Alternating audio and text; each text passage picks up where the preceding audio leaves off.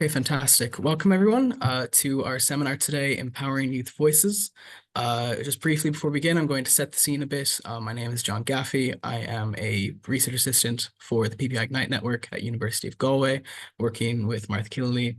But I've worn a number of hats. I was also a PPI contributor once upon a time, in specifically from the perspective of a young person. So this topic today is something that's quite near and dear to my heart. And this event started between a conversation between myself and Aswathi Surendran, who you're going to hear from a bit later, looking to take part in the National PPI Festival and create an event which celebrated the voice of young people and young adults who are making an impact on research, and in a way kind of serve as a call to action to encourage young people and researchers to collaborate together to make meaningful research. It's worth mentioning as well that this is an international event. We are very lucky to have colleagues from the Netherlands and from Birmingham. Anka from the Netherlands is actually calling in from the United States, so we're very grateful for her for coming along. And our three speakers today who are going to be our panelists are working in diverse areas, but share the common goals of kind of the values of PPI and of involvement in research and the impact that the voice of young people can have. So this is a opportunity for us all to kind of take stock and hopefully learn from each other about involving young people in research. So before we get started, some housekeeping. We're going to hear from our panelists and then finish with a Q&A. So you can hold your questions until then, but we're going to have a great discussion after we hear from everyone. And this event is being recorded. So if you'd like to give it a listen afterwards or share with your colleagues and other PPI contributors, we'd very much encourage you to do so.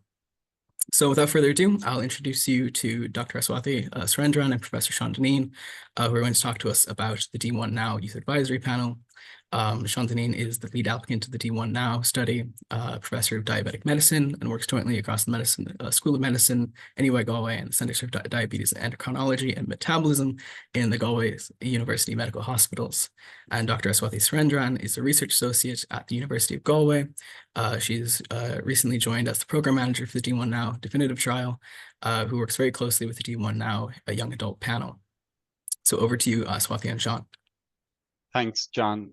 I'm going to start, and then Ashwathi will come in a little bit later. So great to see so many people interested in this topic, and thanks to our co-presenters from Netherlands, UK, and I just heard from the US. And thanks to all of you for joining. I hope that it will be a useful webinar. So as John mentioned, I'm a consultant endocrinologist, so a diabetes doctor based in Galway, and for over 10 years now, along with a colleague of mine, Molly Byrne, who is a health behavior change expert, leads a research group in the University of Galway.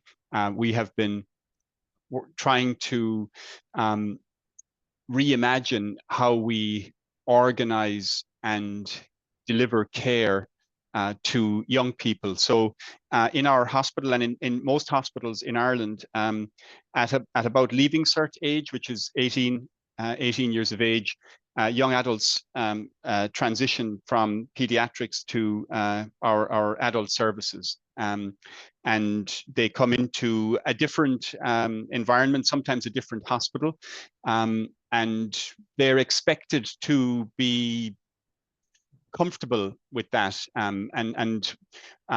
What we have found when we have audited our clinical practice is that many of our young adults don't attend, so they sort of vote with their feet, and they don't come to clinic. And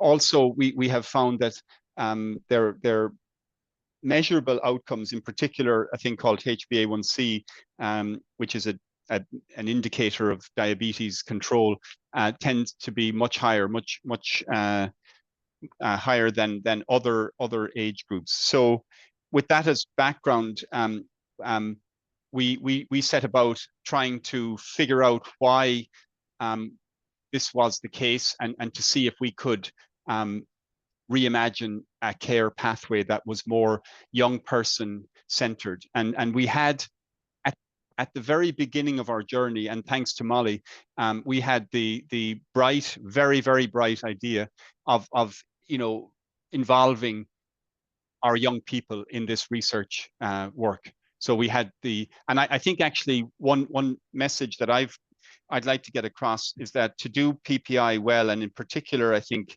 in the research setting, there's a need for humility on the part of the researcher, recognizing that we certainly don't know everything. And, from the beginning, and this is literally the flyer that we first put out in those days, a paper flyer up on various channels or places around Galway, looking for young adults to join our research team.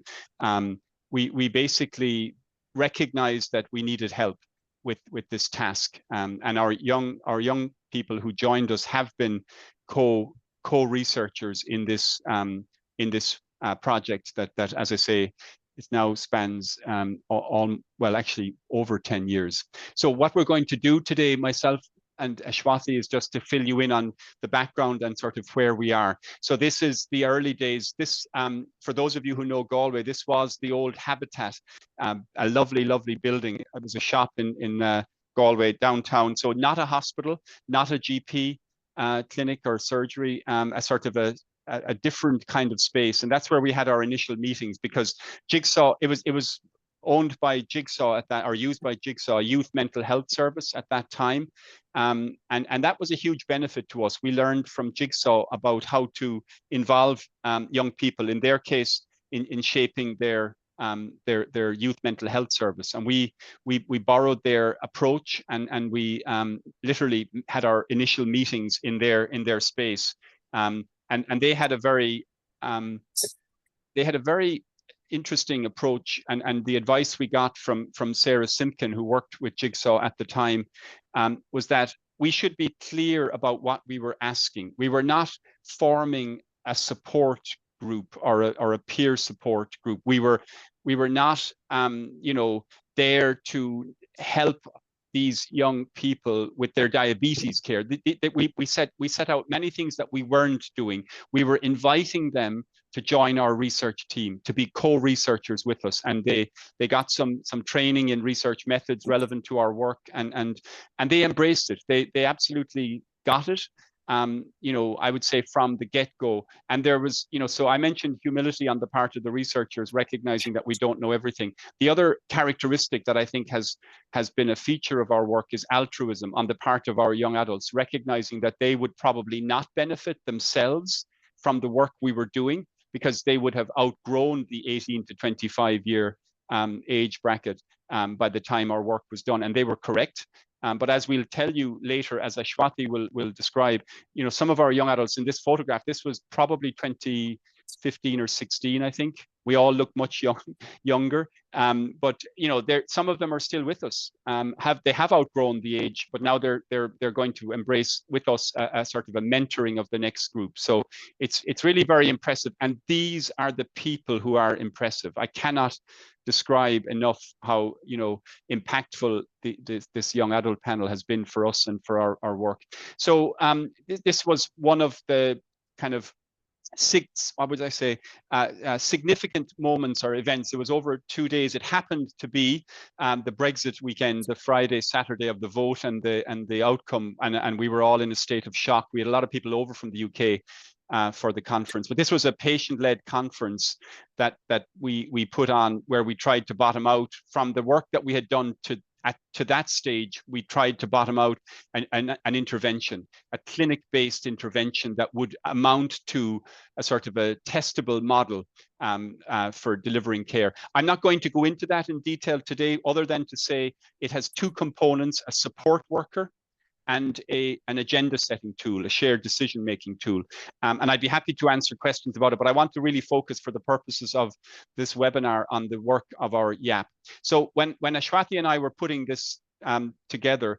I was very keen to have the voice of the young person in our presentation, but we have been calling on our young adults, those who are still involved with our YAP Young Adult Panel, a lot during the festival, the PPI festival. So we've actually come up with a novel way of listening to the voice of our Young Adult Panel, because just recently, you'll see the 5th of October at a user-led conference in Portlaoise in the Midlands, an incredible event called Thrivabetes, where Ashwathi and I presented the work describing our YAP. And then more recently, Cameron and I, one of our young adult panel, and I presented at a joint UK-Ireland endocrine meeting. So what we've decided to do, and this is kind of strange, but I literally cut and pasted because Cameron wrote the poster, and this is the title of the poster that we presented at these two conferences.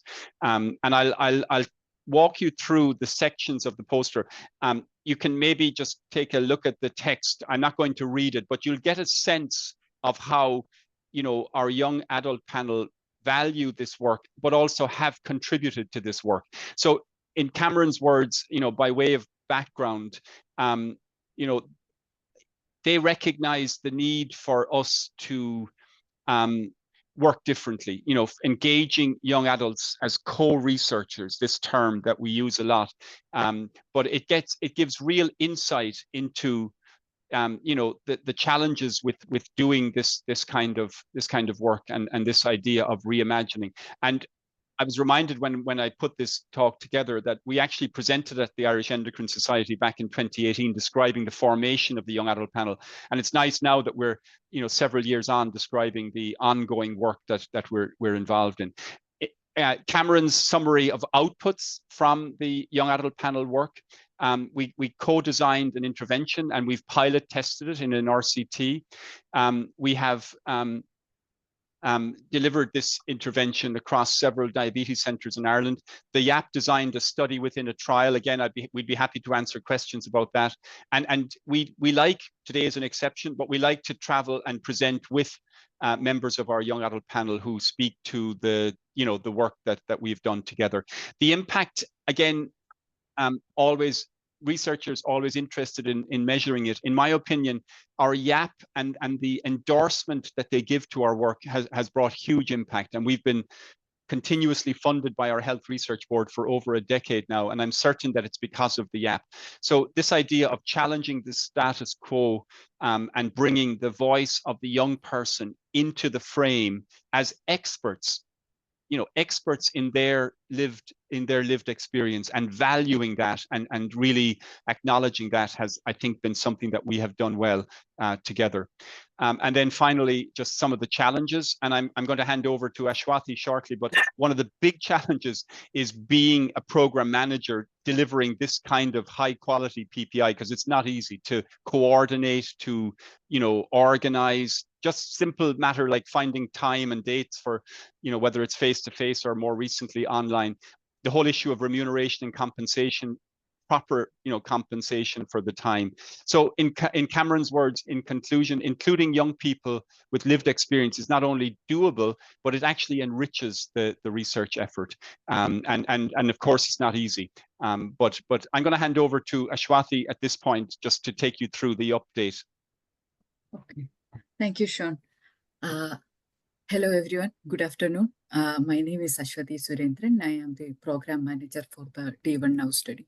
So as you have heard from, Sean, this has been a decade-long journey, and we had several milestones like, developing the D1 Now and then testing it to see its, feasibility and acceptability. And now we are on our next big step. That is, now we are preparing for the next big step, that is a definitive trial to test the effectiveness of our study in the young adult clinics across the island of Ireland. So, of course, our young adult panel will be continuing this journey with us, will be the co-researchers, continue to be the co-researchers. However, we are at a transition point now, like an important transition point. Our current young adult panel members are ready to take on a different role, more like stepping into a transition to a mentorship role to help guide the next generation. So they are eager to bring in fresh voices so that, the young adult panel can continue to grow and stay relevant and represent the needs of the current youth population. So in summary, our next steps are, while we are preparing for our next trial, we are in parallel, we are trying to build a new mentorship group with our existing mentors, as well as bringing in new voice to our panel. Next slide. Yeah. So what are the main highlights of these activities? So one is, of course, we are placing mentorship model in place. So that means our experienced young adult panel members will be there to support the new recruits, new members, to help them grow in confidence and share their ideas. It's all about passing on what they have learned and making sure that new members are comfortable and confident and at ease, when they are joining a new group. So similarly, the next point is that, like in many of the youth-focused groups or services, you have to move out of that group at certain age. But and you may have to look for different groups that are more oriented towards the adults. So by building a mentorship model here,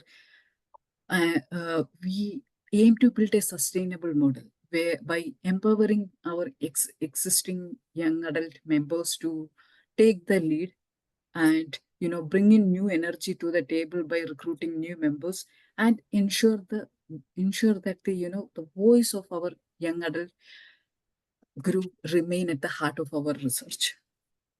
And finally, the last point is that we are also focused on expanding the panel to include more diverse voices to make sure that YAP represents a broad range of young adults, including those who are from underrepresented communities. As we already mentioned, we already started. Yeah, next slide. Yeah, thank you.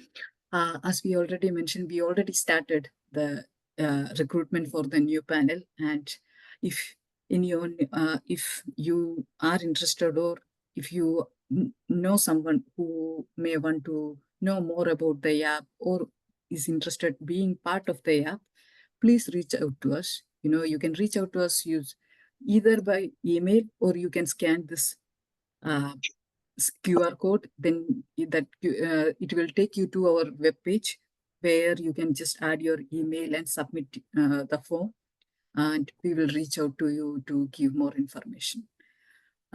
Thank you. Yeah, this is an image from our latest event, the one that Sean has mentioned previously. Yeah. That's the poster that I use to present to you. And yeah, again, I want to acknowledge Cameron, who is in one or two of these photographs, but Cameron did a lot of the work in terms of this. John, sorry for going over time a little bit. I'm going to stop sharing and hand over to you again. No, it's quite all right. Thank you so much, Swati, and to you, Sean, also. It's really interesting to see the D1 now kind of move from that progression of the very beginning, early stages, and kind of onto new and exciting steps. And I think that's a similar theme that we're going to see with our next speakers, who are Naya Campbell and Lizzie Mitchell. Ordinarily, I would do a whole kind of introduction to our speakers, but to say that Naya is a senior public and patient involvement lead for the School of Psychology in the University of Birmingham, and he is set up or put together the Institute of Mental Health's Youth Advisory Group. And Lizzie Mitchell is a member of the Youth Advisory Group that joined in 2019. And so I'll hand over to you both. Let me see if the tech is going to be kind to me this Friday afternoon. Okay, hopefully you can see our slides in full view.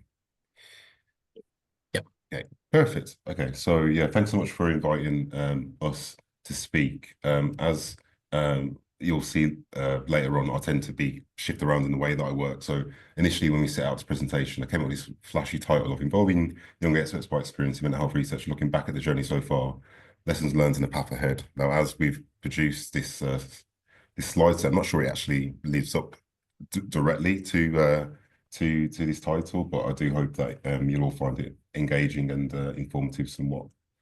So just to briefly introduce myself, my name is Mike Campbell, as John said. I've been working at the University of Birmingham since 2018, and I work within the School of Psychology as a senior PPI lead, and I'll hand over to Lizzie to introduce herself. Hi guys, I'm Lizzie. I'm part of the YAG basically, and I live in Birmingham. Fantastic. So as we go through the slides, we'll do a bit of a double act on some of the slides. Lizzie, do just kind of like charge in wherever I've forgotten to stop. One thing that we do quite consistently in our practice is learning objectives. So we try and tell people what we're planning to tell them or what they're planning to interact with throughout the session. So by the end of this 50-minute session, or 40-minute now, I want you to be familiar with what the IMH is, which is based at University of Birmingham. Be familiar with how we involve young experts by experience in our activity, and familiar with our perspectives as two stakeholders in this activity, about why this has worked and why it's been beneficial for all parties concerned. So yes, Institute for Mental Health is based at the University of Birmingham. Like I say, it's a rare instance where I can kind of gloat about the weather, so I will repeat that it's blue skies over Birmingham today. Within the institute, we are effectively a multidisciplinary research institute, meaning that we have researchers from different disciplines. So the people that work in psychiatry, in social work, in geography, which was really surprising when I first joined, and we work collaboratively. So we have a better informed view of the picture as to what the challenges are around young people's mental health and what some of the solutions might be. So we all sit under one house. We also work with local partnerships with local trusts and services. And the core component to the IMH strategy is meaningfully involving young experts by experience in our work. So the way that we do that is through our youth advisory group, or I heard formerly YAP. We are the YAG. I always find it's really interesting because I don't find these are very sounds that sound great, but you just get accustomed to them, don't you? But we are the YAG, and we have a diverse group of young people aged 18 to 25 who've lived experience mental health challenges, or of supporting another person with mental health challenges to incorporate that carer responsibility and perspective as well. All of our YAG members live within Birmingham, or the wider region. And just to talk through the figures here. So when I first started at the IMH in 2018, we had 8 young people in our advisory group. Looking at that group, we realised that the group wasn't particularly representative of Birmingham. Birmingham is an incredibly diverse population. I'm not sure if this is still factually correct, but at one point was certainly the youngest population in Europe, as well as one of the most super diverse populations in Europe. And so we went about recruiting again in March 2019, which brought our numbers up to 18. Over time, that number came down again a bit, as is naturally the case when people age out or move on to other things. And then more recently, in March this year, in 2024, we recruited again to bring our number back up to 22 young people. And this is, blue skies in the picture. It doesn't always look like this. I promise you, it doesn't always look like this. But that was a photo of us in front of the famous clock tower in Birmingham at the university recently. So just to touch on the recruitment piece, when it came to recruitment, that first time around when we recruited, just as a practical piece of information, when I first arrived at the university and we had this existing group, all of them are University of Birmingham students. And I asked colleagues, okay, so how do we come about bringing this group together? And the answer was, well, we advertise via our Twitter feed. And I was like, okay, that would explain why I see what I see, because what young person is following the Institute for Mental Health on Twitter? And so at that point, we put together a marketing campaign, which consists of video of me walking around the university and talking about what research is, which was also posted on a Twitter account, but also sending that directly to youth focused organizations in the region and asking the people that were running those organizations to pass this message on our behalf. And that was really, really impactful in getting a greater diversity of young people involved in our activities. And so we tried to kind of like emulate that this time around. We created a poster, tried to make it quite engaging and interactive. One of my big pet peeves about research posters typically is if you are interested, email this person. Young people don't tend to use email for communication too often. And we do that a lot in academia, which is a big pet peeve of mine more generally. So we set up an application form, which I'll speak about in a second. Lizzie, do you want to jump in there or are we good? No, I think we're good. I think I was a bit of an anomaly. So I kind of joined in COVID. I was just on the IMH website looking at master's courses at UOB, and then I saw that they had a YAG there and it had Nia's email on. So I just emailed him, and luckily there was a space. So I joined that way. But I think I'm the only person that joined like that, aren't I? Know everyone else came from like the recruitment drives and then it's just stayed on. Yeah, yeah. So yeah, we're very, very grateful for that. That Lily did take that action. But the vast majority of our recruitment now comes through that kind of dynamic engagement with local organisations. So I can talk about with PPI, public and patient involvement, being very separate from public engagement, and that public engagement bit being very influential in how involvement is done. So just to talk practically about the recruitment process. So we put together an online form, and the online form had two sections. One was like broad information about the young person, which we wanted to know just to make sure that they fit the remit of being age 18 to 25 and lived in and around the Birmingham region. And then some broader questions just to try and understand what people's motivations were and what their understandings were, what support we might need to provide to them if they are to get involved in our activities and stuff like that. And we're really grateful to get, I think we had like 30 odd applications for the advisory group this time around. So just to shift the focus there into what the YAG actually does. So when I first started in 2018, we had no established way of working. It's just kind of like, Nia, we need to involve some young people, get it done. And so I was like, okay, I'll put together these meetings and we'll just see where we go from there. And the meetings were initially once a month, and then they evolved to twice a month. And then in the midst of COVID, there was a real kind of like panic for myself, I suppose, because I was thinking about the ethics of doing public and patient involvement with young people about mental health at a very distressing time. And so initially I was like, well, we might have to pull the plug on this for a short period and see how we go. But we kind of reached out to youth advisory group and asked them what their thoughts were about it.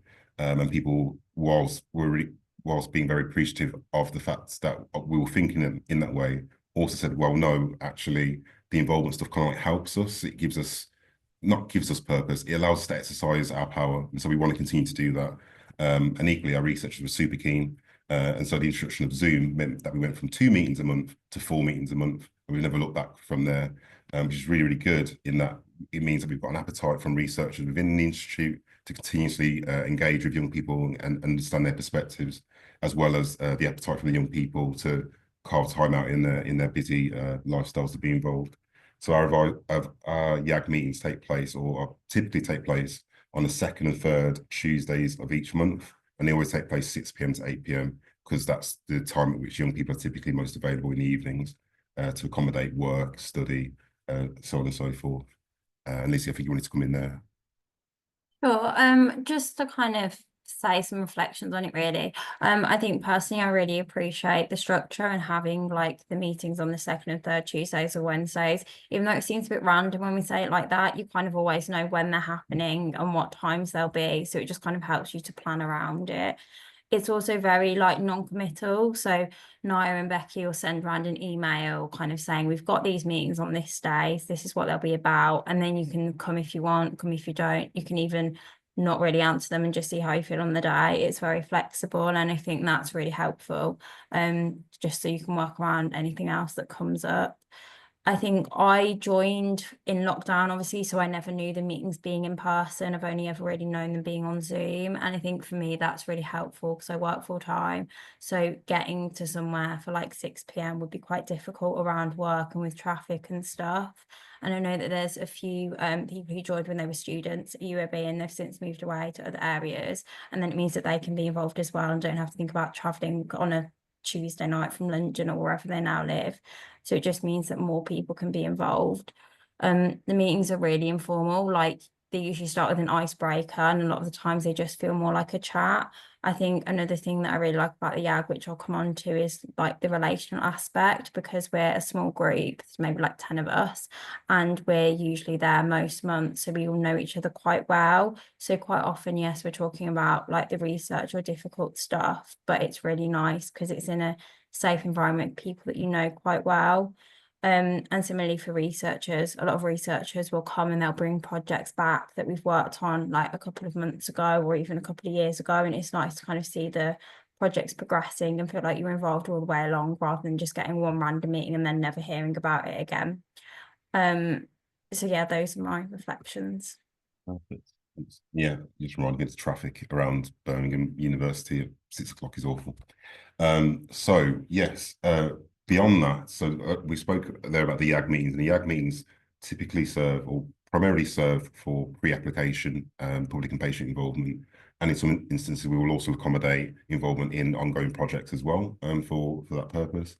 But then we also do a whole range of other things. So I'm sure many people will be familiar with doing these activities themselves. But reviewing research materials and sending them out to the youth advisory group to see if they think they're acceptable. Co-facilitating events. So in the top left here, we had, I think it was like a launch event for the IMH. We invited members of the youth advisory group to lead a session on public and patient involvement for attendees, which went down really, really well. We involve YAG members in teaching. So Lizzie has been involved in teaching nursing students, mental health nursing students, as well as medical students, to make them reflect on young people's perspectives when they're having interactions in a medical or a health setting. We encourage our academics to co-author papers with our YAG members, and Lizzie's done some of that. Co-developing resources, involved in more kind of like internal meetings, like research development, looking at the master's program, which will be coming up next month. Lizzie, you just got the heads up on that,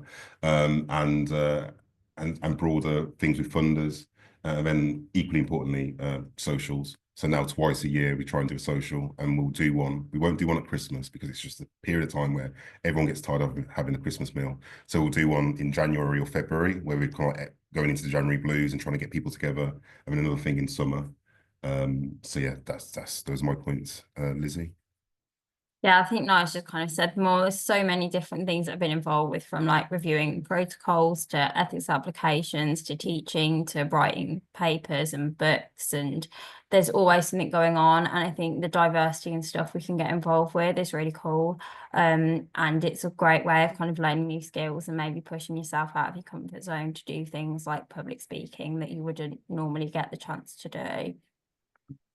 Yeah, just on that point in the bottom left, that's Jamie, one of our YAG members, where the work that we had done was recognised by an organisation called Young in Denmark, and they invited us to be keynote speakers at an event. Actually, I was about to say that it wasn't Denmark because we were in Geneva, whichever country Geneva's in. We went to Austria, right? We went to Geneva to be a keynote speaker, and he spoke about youth involvement and the value of that there. So it's been really great. And Lizzie, talk about your stuff. Sure. So this was a slide that I kind of put in because I think it's important to think about I don't know how to say it, not necessarily progression, but kind of beyond involvement. So our YAG meetings, when we say involvement, it will typically be a researcher who's doing a research project or about to do a research project, and they'll come to us asking for a bit of advice, like, what do you think about this idea, this wording, this language? What can we do about recruitment? We're not getting enough people, things like that. It's usually like problem solution. And then they'll go away, and then depending on how it goes, they might come back or they might not.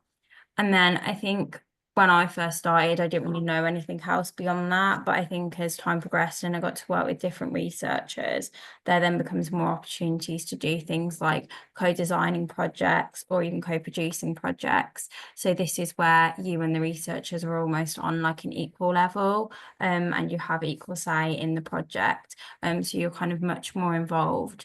And with one researcher at UOB, I'm a co-applicant on one of their projects, so I work really closely with them.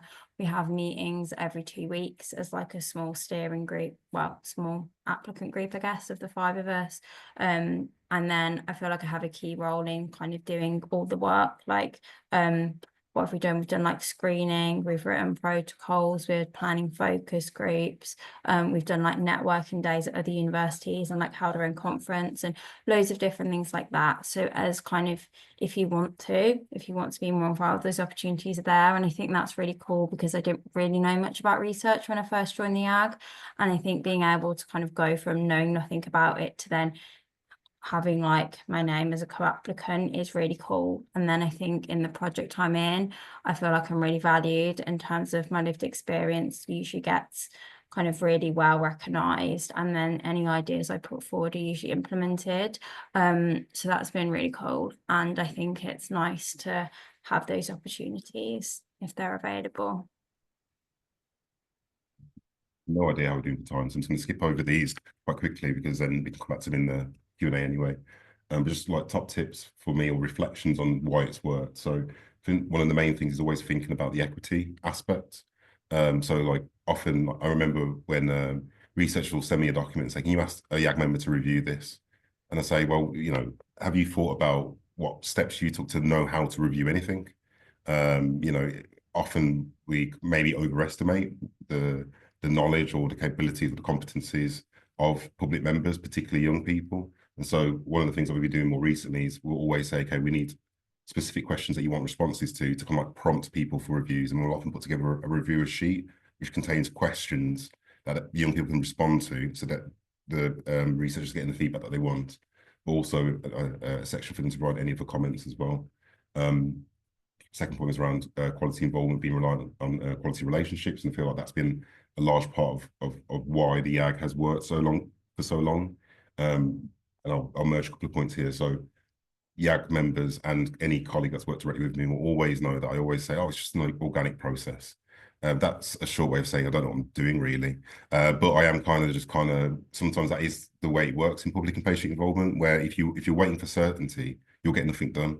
And so I often say there's many different shades of grey in the way that we work. And so just being confident to go with what you think is the best fit and also communicating that to people.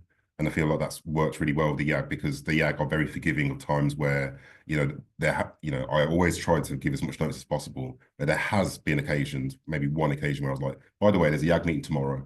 And they've been very, very receptive to that because they know how busy I work and how much effort goes into this kind of stuff. I think being open and having good relationships has been central to all of that. And then a final point, which maybe isn't for individual colleagues here, but it's a broader thing that I always try and champion anyway, is the need for better resourcing. I do think that this kind of work is so important and so valuable, but the amount of time and effort and concentration and emotional resilience it takes to get this done is massively underrepresented. So for anyone who is going to do this work, I know I'm a full-time public and patient involvement lead, but if you're a researcher, then the advice I would give is to definitely do the infrastructure building. So before setting off, spend time setting everything up before you set off. Because if you set off without having done that first, things like ways of working out how you're going to pay people, working out how you're going to communicate things, and you try and do that once you've set off, you'll always be trying to catch up. So always try and do that work ahead of time. Lizzie. Sure, and similar reflections really, I think, picking up on something Naya said, like don't assume knowledge. I think a lot of people will come into research not really knowing what a paper is, what an article is, what an ethics application is, and kind of really having to explain it from scratch. And then some points from me, it can be hard work. I think that's underestimated. I think a lot of us, most of us work full time or study full time, and then it's like 6 till 8 and we're doing a meeting and then we're trying to do things outside of work. Like it can be hard work, but it's also really enjoyable and really rewarding. I think being able to use negative experiences of mental health or mental health care and then turning it into a positive by contributing to research and then seeing it make a difference is really powerful.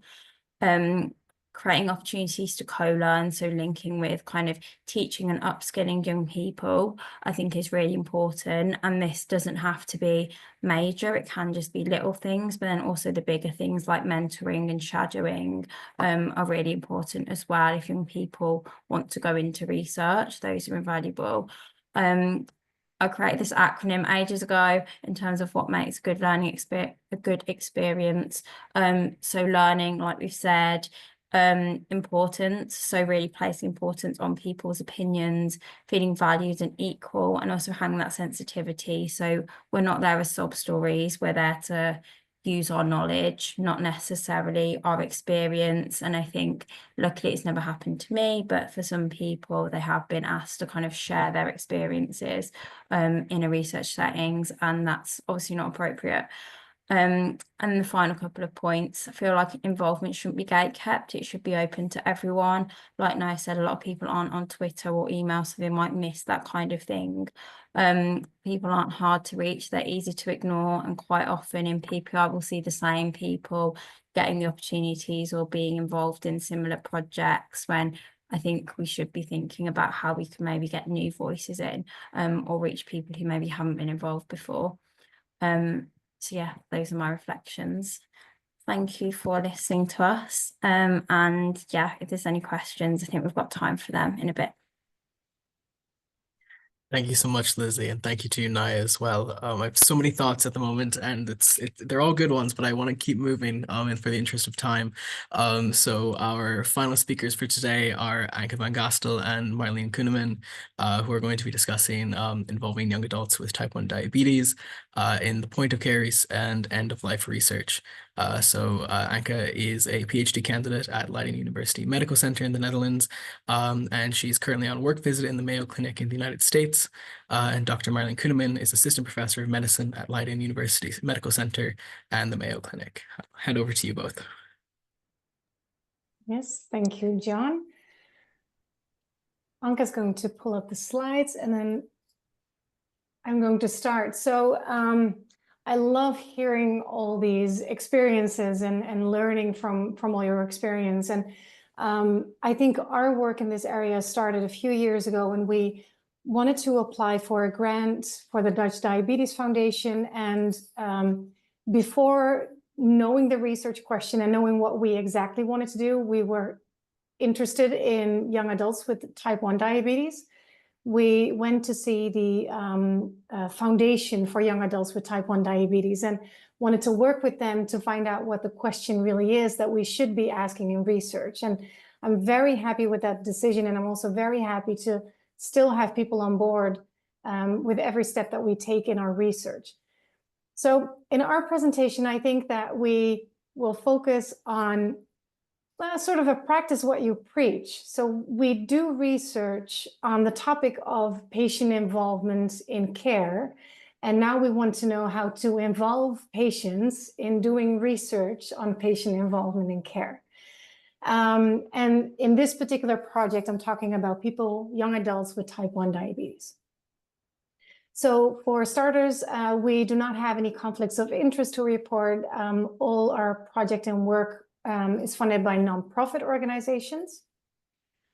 And just a little animation to highlight that still in too many situations, care plans are designed without fully accounting for who people are, what they aspire to be or do, what their preferences are. So we design care plans for patients like this rather than for this particular patient.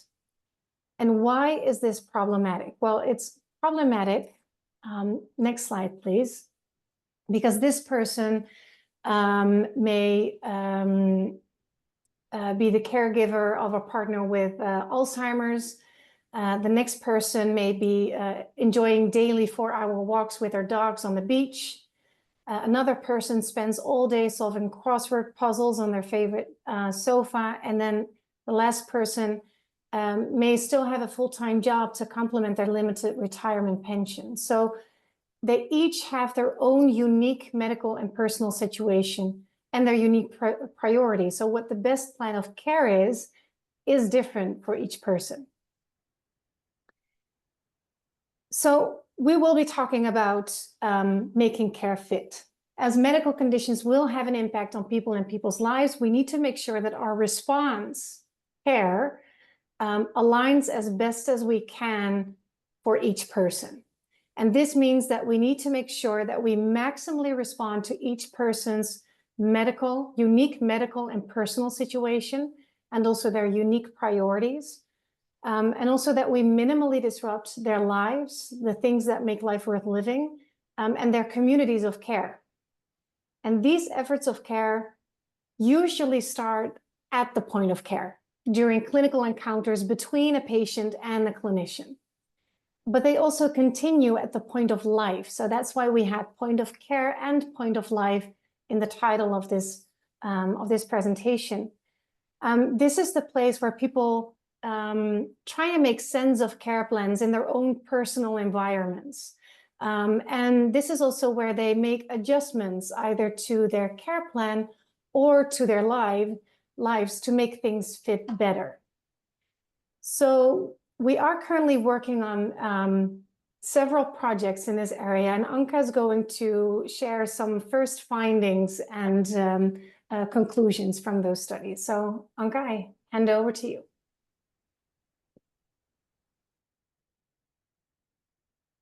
Yes, I had to mute for a second. Yes, so to get more an idea of what is happening in the point of life, we asked participants, young adults with type 1 diabetes, what experience they had with treatment burden. And we found that half of the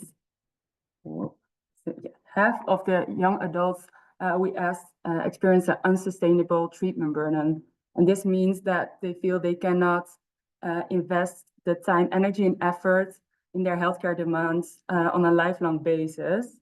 And it even gives a higher risk of getting overwhelmed by their condition. And next to that, we also found that their health-related quality of life in emotional behaviors and daily activities is scored lowest in comparison to, for example, being able to handle diabetes well, peer relationships, family relationships, or financial experiences. And so this shows that it's important to get a better understanding of what these young adults are doing at the point of life, and see what they need to better address this at the point of care to improve quality of life and lessen the treatment burden.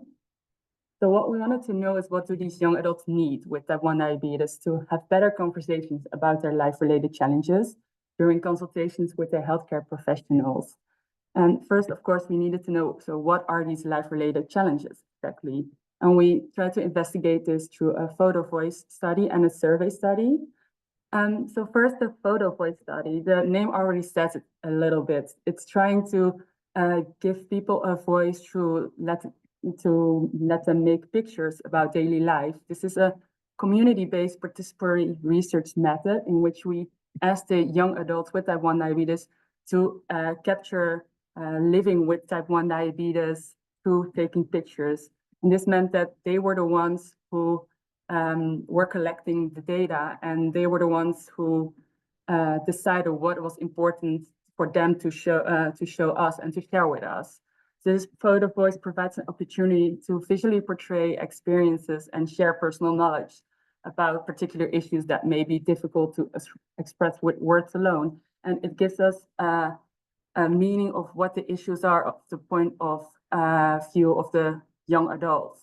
And next to that, what was also really suitable with this specific participation group, this young adults, is that they are overall quite used to using social media platforms which are photo-based, for example, Instagram and Snapchat. So that made it even more fun. So we asked 18 participants to take photos for a 2-week period, and they could upload and send us as many photos as they wanted. And we got a total of 240 pictures, which is really a lot. With these photos, we asked them to provide a title of what was happening and also a feeling, for example, being sad or angry or happy. And after this 2-week period, we asked these young adults in an interview, like, what kind of themes do you see within these pictures? We grouped all those themes together in 7 overall categories, which you see here in the middle. And I will take you through a few of them. For example, mental aspects. One of the young adults mentioned that she was always evaluating how her day went on in terms of diabetes. And she mentioned that she was proud of how it was going that day. So that was something she captured. On the other hand, there was a participant who had an infusion set which got clogged on the train. And this was an interruption for her. Next to that, she felt really embarrassed because she still had to travel for 3 more hours, and she really needed the insulin, which meant she had to change her infusion set in the train while the train was really busy and everybody could see her doing that. Next to that, we also saw support, and this was, for example, support of technology. Here you see a picture of where actually the technology is not that supportive, as it has a defective infusion system, which led to a blockage of the pump. And that was just before going to bed, resulting in high glucose levels just before sleeping, which didn't make the participant that happy. And on the other side, there was peers, and maybe you don't really see that much happening in the picture, but as you can see, there's a small wrapping, and this wrapping is of glucose tabs. And the participant in this case saw that as there was a fellow diabetic person in the gym before me, which they thought was important to show us. And then point of life, for example, hobby of relaxation, in which one of the participants showed that even though they were doing a nice hobby, she could not really completely participate because her glucose levels were high, so she couldn't take any of the snacks which were on the table. And next to that, really typical for young adults who are, for example, studying. They need to prepare sometimes for a day of studying by increasing their target value, so getting more insulin as they will be sitting down all day. So that was also captured in this picture. So we see these 7 categories, and we try to look within the survey if we had any additions to the teams within these categories. So we had over 500 experiences in how care fits in the lives of these young adults. And we scanned through them if we saw any other themes. For example, here life events was mentioned, in which one of the participants mentioned that the relationship ended of 6 years. They moved, they got a new job, and this all made them uncertain and insecure about living with their diabetes. And we captured that in the point of life category. So now we knew about what the life-related challenges were. Now we needed to know, like, what do these young adults with type 1 diabetes need to better discuss this with their healthcare professionals. And we did this through a co-creation session. So we had 2 co-creation sessions in which we put all the pictures on the wall and also the themes, and we asked participants to walk around and reflect on these themes, like what was important to them. Did they have any additions or changes? What did they think of this? And we asked them, what are the 3 main challenges which are important to you? And how would you like to discuss these challenges with your doctor or nurse? What do you need for this, and what will help you? And one of the young adults mentioned that irregularities was a really big challenge for her. She wanted to discuss this during consultations. And what you need for that is a log of events or something to log what happened during the past period. And she wanted tips on dealing with these irregularities. So we clustered all the information the young adults gave us, and we tried to get to a first prototype. So here you see it displayed, like the first one we have right now. And for example, what young adults mentioned is that they wanted to have clear statements about topics they can discuss during their consultations with their clinicians, because they were not always sure if their questions were serious enough to mention. So they wanted to have more of an idea on what they could mention. And next to that, they also wanted something to journal, because they have to summarize within a short consultation what happened over the past 3 months. So that will be something they want to journal, so they can take that with them to their conversation with their clinicians. And we try to capture this in a way with statements in which they can mark what is relevant to them, and also write notes about these specific statements. And this will probably be, this will be a website which the young adults can use, and we will also include a more information button in which they, for example, they can find links to pages where they can find peers, for example. And this is something which is right now in the make. What we also did is we created a panel advisory group from the people who participated in the photo voice study. And we will be asking them what they think of what is created right now, if it would help them, as it is really important to capture if this is really helping the people who we are making this with and for. And that's something we're trying to capture right now. So going to the team who's working on this project, it's it is researchers, it is clinicians, and it also is experts by experiences and an advice group who leads us, helps us go through this journey and gives us a lot of advice on what would help them the best. Yeah, I think for now this is it. I'm looking forward to the questions you have. Thank you very much. Thank you, Anka and Marlene. I think it's really interesting to see because it's a different approach from, say, what we've seen before with the YAP or the YAG, but it's still kind of, it meets that common theme of kind of finding out from young people and young adults what are the topics that are most important for them, and that should be guiding the research throughout. And like I said, I've been kind of coming together and looking at some really shared, I think, themes throughout everyone's kind of topics, themes of kind of recruitment and diversity, and also kind of the challenges of involving young people in terms of their time commitment.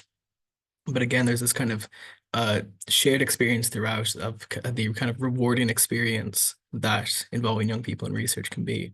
So it's really encouraging to see the work that you're doing across 3 different countries. It's fantastic. So we're going to open now to a Q&A with in a kind of loose panel in a form. And I would encourage anyone to either raise their hand and kind of turn off the camera if they'd like, or to kind of pop in the chat any questions they might have.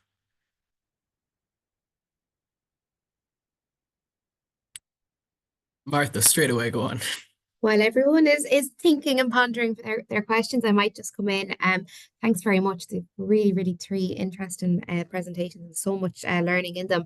My question is for Naya and Lizzie.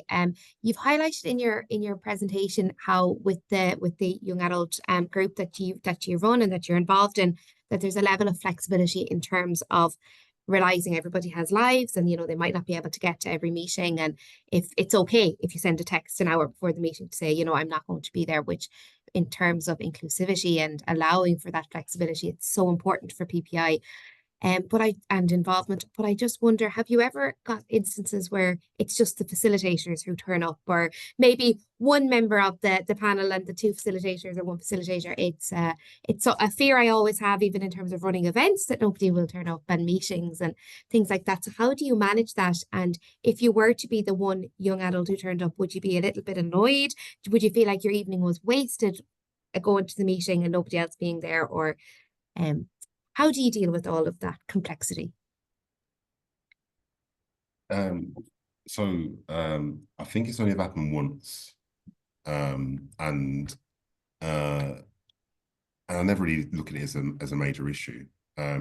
It's unfortunate when it happens that you don't have a great group and great number of people to talk about something. But I always say, like, particularly with online engagement, it's really hard to hear from 8 people in an hour call anyway.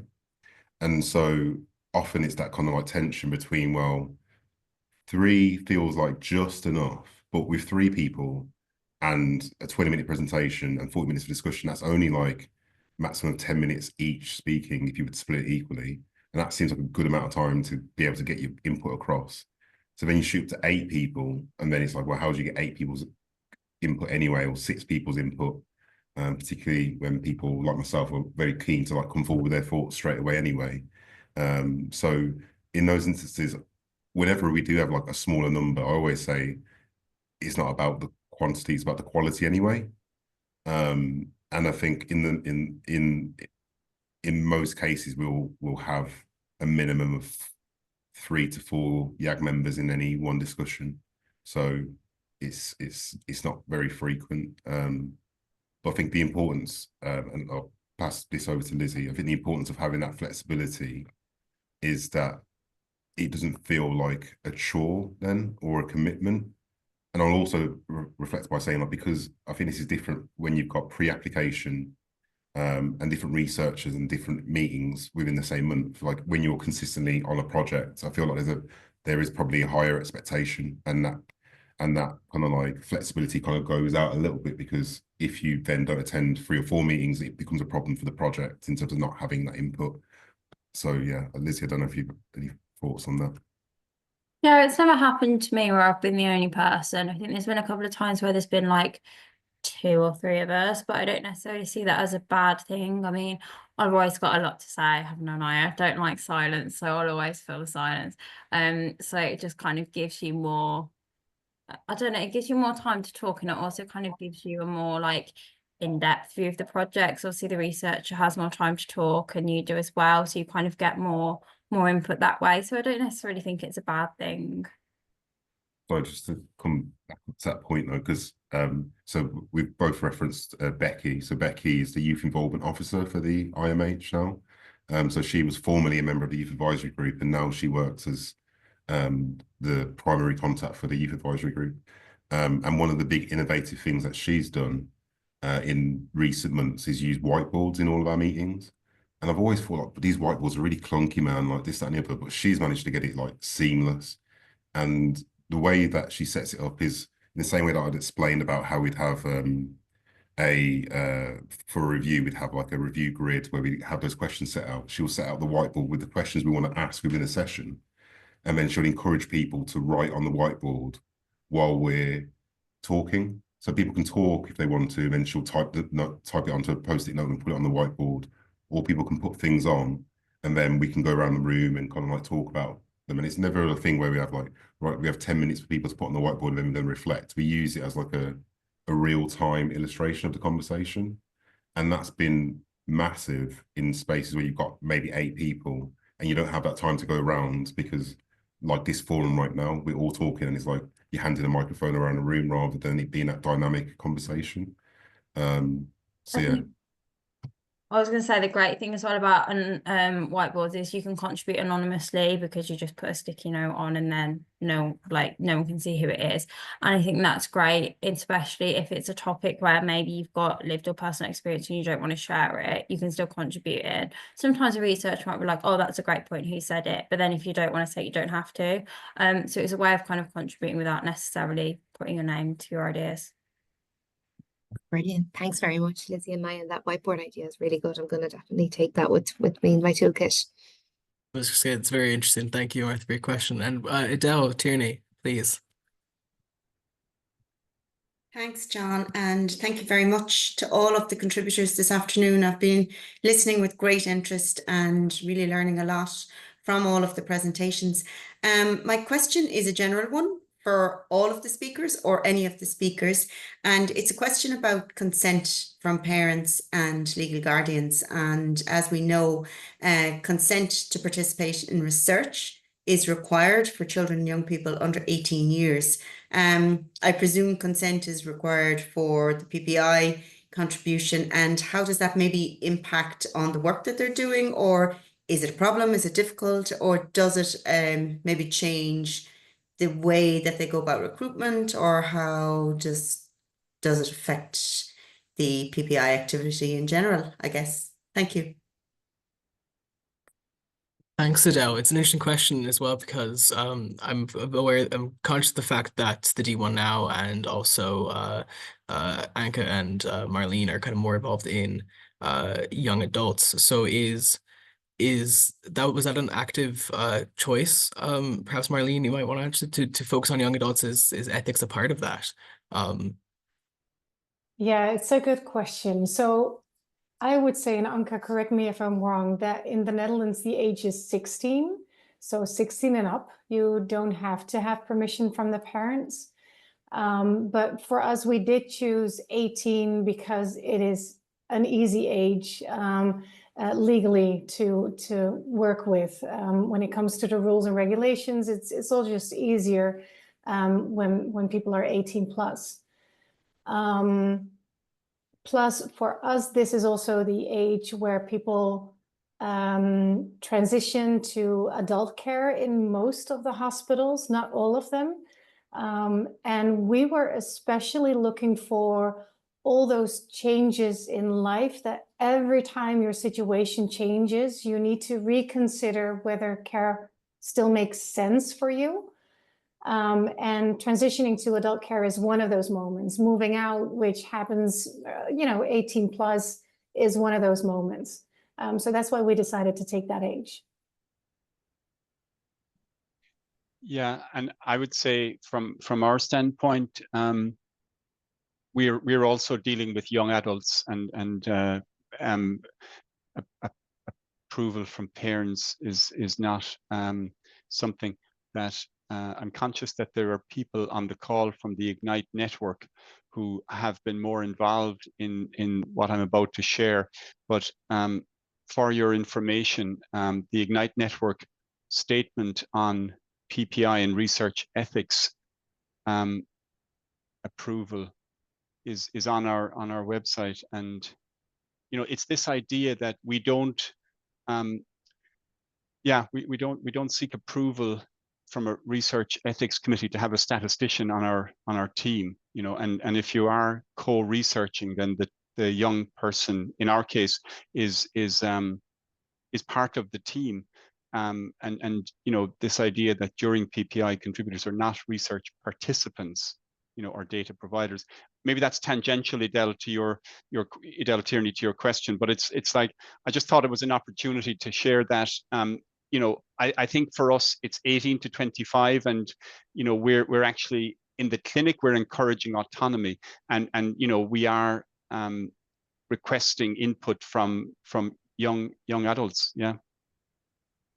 Yeah, thanks, Sean. It was really more not really around research ethics approval, but more around parents' consent on behalf of their children to participate. And I suppose just for clarification for our international colleagues, it's also 16 years for medical treatment. So maybe in the diabetes space that's not an issue. I think for other PPI activities or research activities, the age of 18 years is the cutoff for parental consent rather than ethics approval. But thanks, it's also good to bring that clarification around the ethics approval into this discussion. Thank you. And Niall's just going to jump in there as well. Yeah, I was just going to say, so like at the IMH, it certainly was like a purposeful thing of starting with 18 because we were starting from ground zero, and so that was the most sensible thing. But as time's gone on, we have wanted to like work out how we incorporate younger views. And personally, so I won't go through how my job works, but I work on some projects that are outside of what I've presented today, and one of them is with children and young people aged 11 to 16. And so in that instance, we did get consent from all the parents as well. And I found that the consent with the parents wasn't challenging necessarily, because often when you've got 11 to 12-year-olds and you're asking them to join Zoom calls, it's probably the parent that's going to remind them that they've got a Zoom call. So having them on board as a team is really, really important, because it's often the parent that will be like, you've got the Zoom call, sit down. And once the young person's there, they're obviously happy to engage and got all the autonomy. But I know that when I was 11 years old, if you asked me to be somewhere at 5 o'clock, I ain't going to be there unless my mom like drags me there or tells me or puts me in front of the computer. So we did have a consent form for the parents to make sure that they felt part of this, because also, I guess particularly when we're talking about mental health research and talking to young people about aspects related to mental health, you don't want a parent finding out you've been doing that without them knowing about it. And so, but it is an important consideration, because that also affects when we talk about equity of opportunity. Some parents may decline for a young person to be involved, and then where do you stand if a young person is really passionate about advocating for youth mental health, and they're 15, but the parent says no? Fortunately, I haven't encountered that yet, but it is a broader ethical question that we should think about. And just to what Sean had presented earlier, like that's one of the grey areas within PPI, because similarly we have the Health Research Authority statement here in the UK where you don't need ethics, but I'm always like, it just seems like such a cop-out to say like we don't need ethics, because so much of our work is very ethically sensitive. And so I think like having conversations around that and thinking about it is important, and being proactive and edging on the side of caution where you don't think it's going to cause a lot of burden is probably best. Thank you, Niall. And Martha, do you want to join in? Yeah, just to briefly come in there, and I suppose just as the experience of someone who supports researchers in doing their PPI and maybe different situations I've seen in terms of ethical approval and PPI involvement. Every research ethics committee I have found is different, and who falls under the vulnerable population and within each REC's definition can be slightly different. So I'd be suggesting anyone who will be doing PPI involvement with people under the age of 18 will be going to their REC to have that conversation to make sure they're going about it the right way, whether ethical approval is required for that involvement piece or whether it's not, and then going into the parental consent and assent and things like that. So I don't have any answer, but just that I've seen differences against amongst the whole situation. So just checking in directly can sometimes be the best port of call. Thank you. And Lizzie? Yeah, like obviously I came into it when I was over 18, but just a reflection from me in that obviously I've been doing like PPI stuff for a few years now, and trying to explain it to like my parents or friends, they're just like, what? They just do not get it. And I think the biggest battle is just trying to get parents or other people outside of research to understand it. And I feel like if that was cracked, then usually consent is given. But I feel like the barrier is usually with the understanding what it is, what's required of their child, and why they could be useful. Fantastic. Thank you. Any other questions from the audience, perhaps? Adele, please. Thanks, John. I'm sure other people have loads of questions, so I have loads of questions, but I'll ask one. For the groups that are currently working, have any of you explored having co-sharing of your meetings with your young people? And how has that gone about? Has that worked, or how have you gone about it?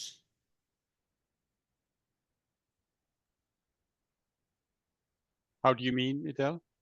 Well, do your young people, like say in Naya's case, he seems to chair the meetings maybe with a colleague, and I presume Aswati in your case will, but are your young panel members involved in sharing? Or co-facilitating, whatever word you want to use? Yeah. Oh God, no. No, go ahead, Lizzie, go ahead. So one of our young people who was on the ad called Becky, she's now what's her role now? Like a co-leader? Youth involvement officer. Yeah, she's a youth involvement officer. So she's kind of stepped in as Naya's got like a promotion within the uni. Becky's kind of stepped in to facilitate the meetings. So she's kind of got it as like a job role now. But I think that's been really nice to kind of see the progression in a way, and it was something that she really wanted to do. We don't really facilitate meetings, but I find ours are so informal that sometimes you don't really need a facilitator because we'll all be just chipping in one after the other anyway. Yeah. Interesting. Yeah. Interesting. Okay.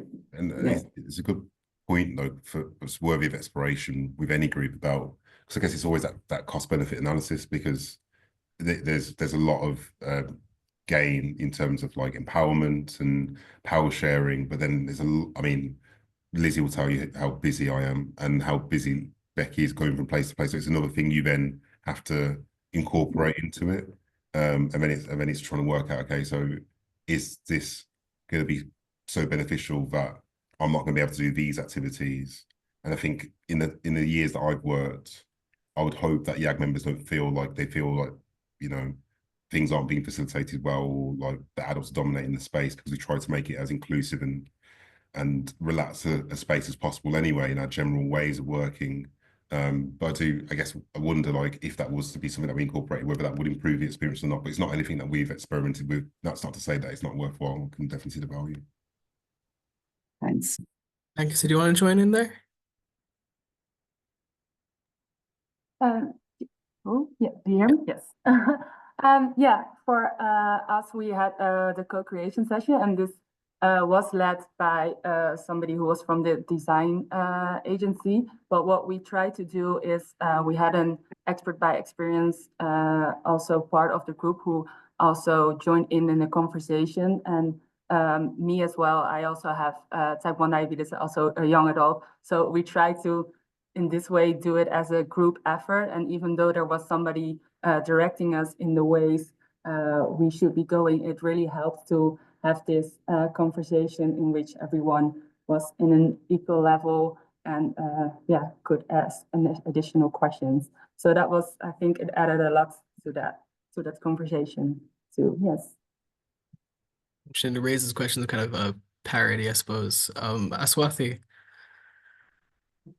Thanks, John. Yeah, so I don't think we had a co-chairing sessions before that, but that's actually an interesting, suggestion, because now we are putting together that mentorship model where one of the objective of that model is to, to build that leadership skills among the PPI members, right? So I think if maybe we can that's something that we can experiment, slowly start it with, with our current members who become the mentors, who can start, co-chairing the sessions, or, take lead on certain topics. For example, we are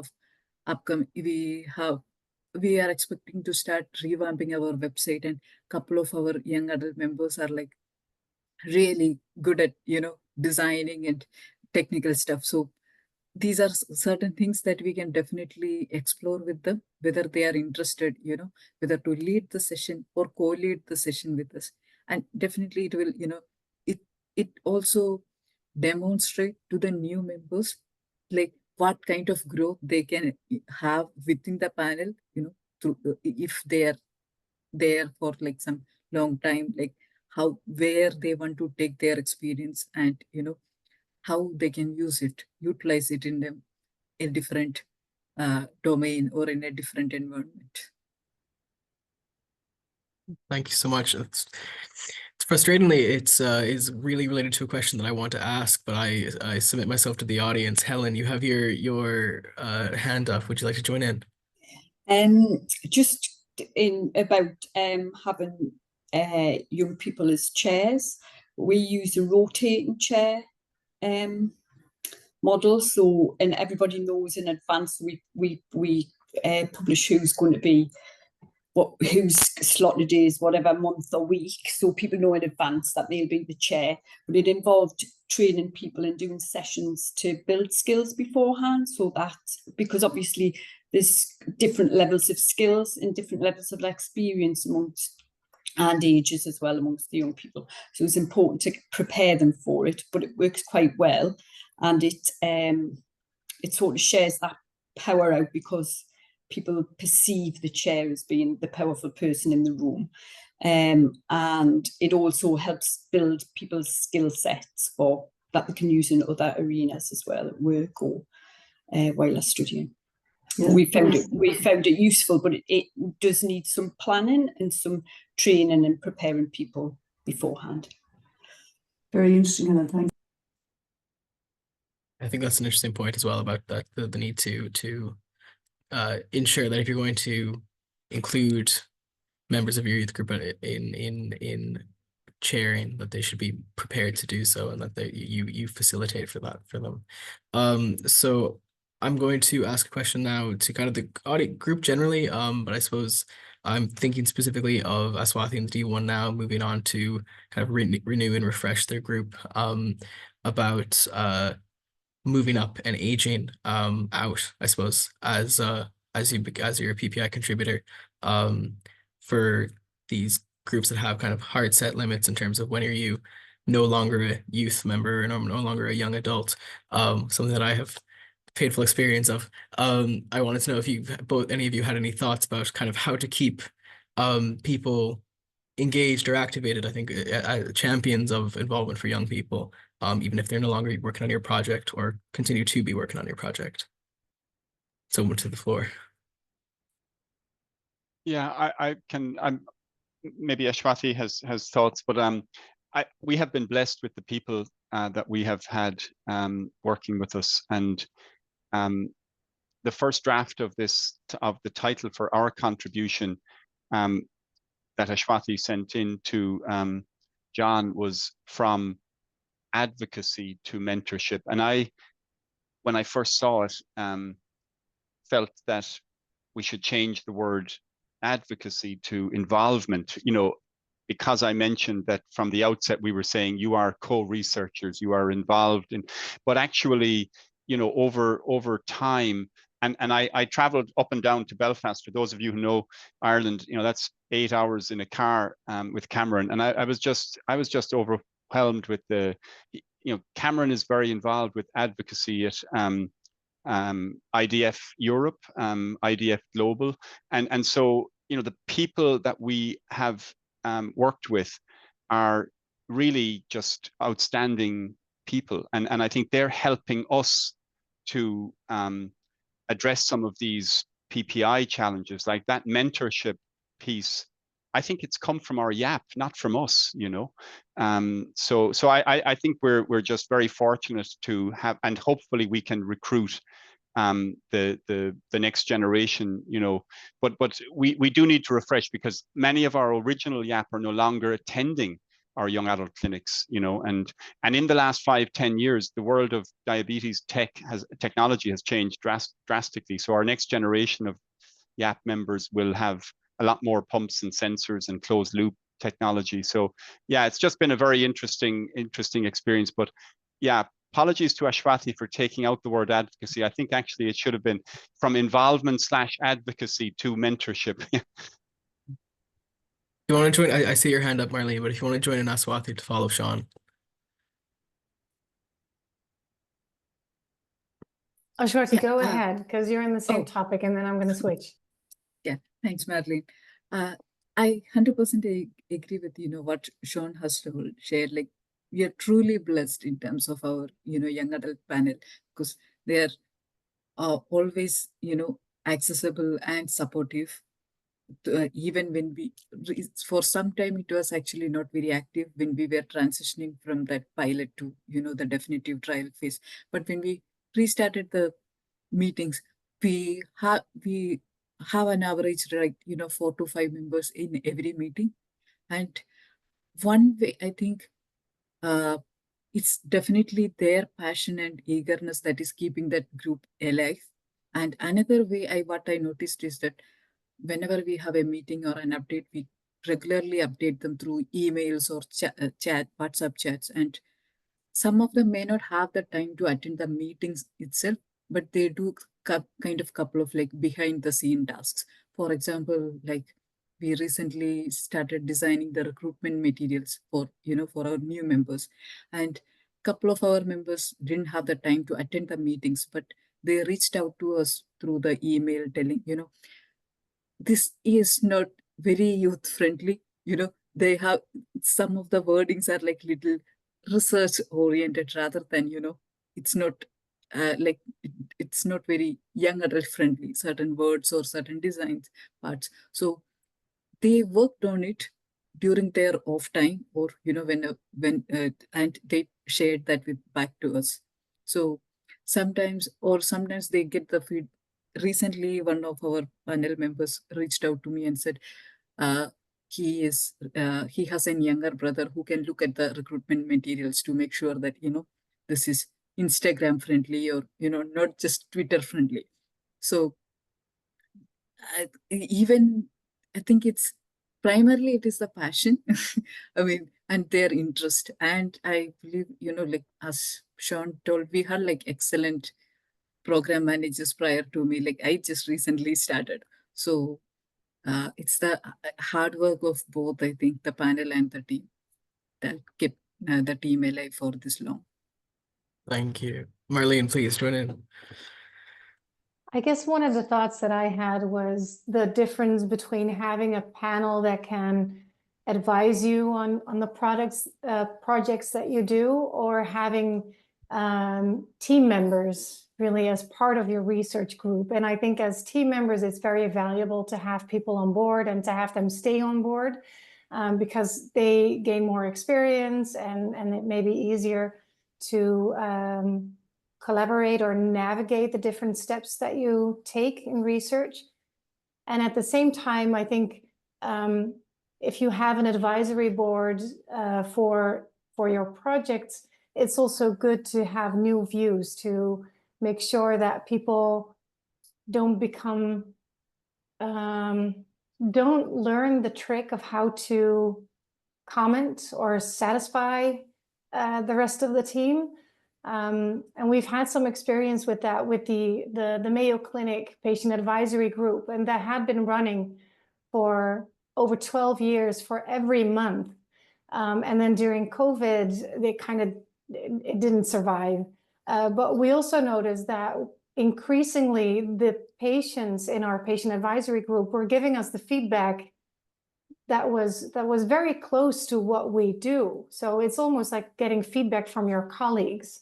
So in that sense, we really needed new people with fresh eyes, really, and clear minds to start challenging us again, because these patients were way too comfortable with our language, and they understood the forms that we were writing to an extent that it wasn't really fresh and young anymore.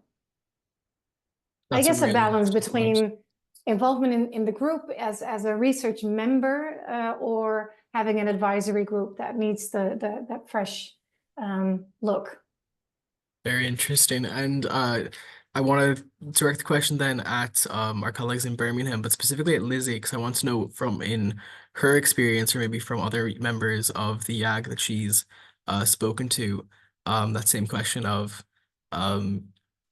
encouraging people who are moving out of being a YAG member into kind of ever upwards, I suppose. I'm interested in your thoughts generally.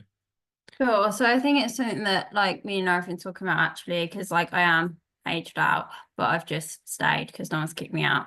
And I think it's that balance between like, yes, you might lose the I know the freshness and like the lack of research knowledge that new people have coming into it, but then someone doesn't lose their experience and what they've been through when they were a young person and struggling. And I feel like that's the toss up that you have, and like having more experienced members and younger members is quite helpful. Like we've recently had a new intake of YAG members, and we did discuss whether to have like a buddy system or like a mentoring system to try and help them to maybe learn more about research in the YAG and things like that.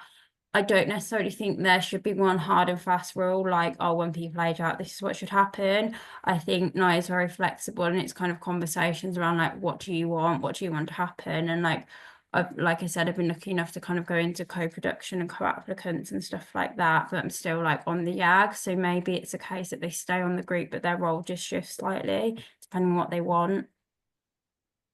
Interesting. There's very diverse perspectives on like the way to do it from like the three panelists, and the right perspective or the right way to go forward. So we're hit 4 o'clock now. So I think we will finish up for today. I want to thank all of our speakers who have taken the time to present their work to us, and especially to all of you who joined today to listen to them. This event was recorded, like I said, so you can feel free to share around as you like. And a reminder that this event is part of the National PPI Festival, so keep an eye on the PPI Ignite Network's calendar of events for other events that are happening near you. Thank you, everyone. Thanks, John. Thanks, everybody. Take care. Thank you. Thank you. Have a lovely weekend. Excellent. Have a good Thanks a weekend. lot. Bye. Bye-bye.